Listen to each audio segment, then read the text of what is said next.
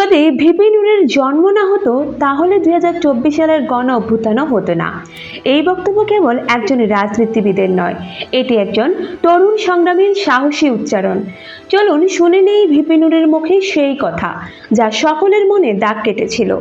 এই অল্প বয়সে যা করেছি তোমাদের 14 গোষ্ঠীর 14 পুরুষও সেই ভূমিকা। বাংলাদেশের গলাচিপা উপজেলায় নবগঠিত ছাত্র অধিকার পরিষদের পরিচিতি সভায় বক্তব্য রাখেন গণ অধিকার পরিষদের সভাপতি ও সাবেক ডাকসু ভিপি নুরুল হক নূর।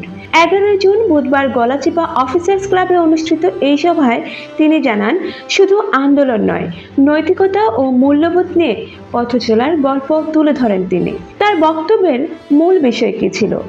শহীদের আত্মা তখনই শান্তি পাবে যখন জুলাই আগস্টের গণ আন্দোলনে নিরীহ শিশু ও সাধারণ মানুষের রক্ত ঝরানো হত্যাকারীদের যথাযথ বিচার সম্পন্ন হবে।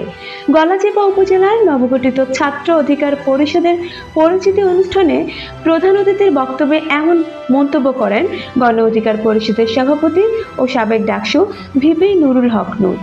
বুধবার 11 জুন গলাচিপা অফিসার্স ক্লাবে আয়োজিত ওই সভায় তিনি আরও বলেন, ডাকসু নির্বাচন কিংবা কোটা সংস্কার আন্দোলন ছাড়া হয়তো আজকের নেতৃত্ব সক্ষম ছাত্রনেতা আসিফ কিংবা নাহিদের মতো কেউ তৈরি হতো না। তাদের অনেককেই আজকের তরুণদের এগিয়ে যেতে অনুপ্রাণিত করেছে। বিএনপিকে উদ্দেশ্য করে তিনি কি বলেন? বিএনপিকে ইঙ্গিত করে নূর বলেন, 2018 সালের জাতীয় নির্বাচন তারা প্রত্যাখ্যান করলেও পরে সেই দলের 7 জন সদস্য সংসদে যোগ দিয়েছেন।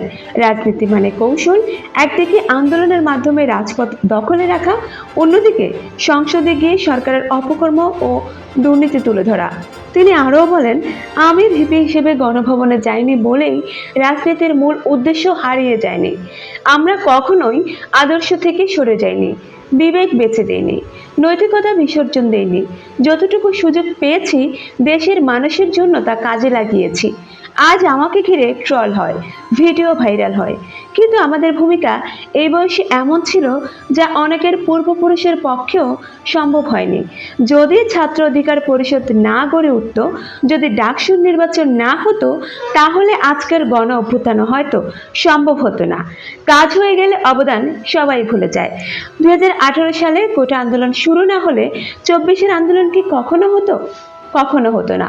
2018 সালে যাদের কোনো চিহ্ন ছিল না, তারা আজ নিজেদের গণ অভ্যুত্থানের মূল হোতা ভাবেন। নুরুল হক নূরের এই বক্তব্যে কেবল রাজনৈতিক ভাষণ নয়, এটি ভবিষ্যতের আন্দোলনের মানচিত্র। আপনি কি ভাবছেন এই বক্তব্য নিয়ে? আপনার মতামত কমেন্টে জানান। আর ভিডিও ভালো লাগলে লাইক দিন, শেয়ার করুন এবং সাবস্ক্রাইব করে পাশে থাকুন।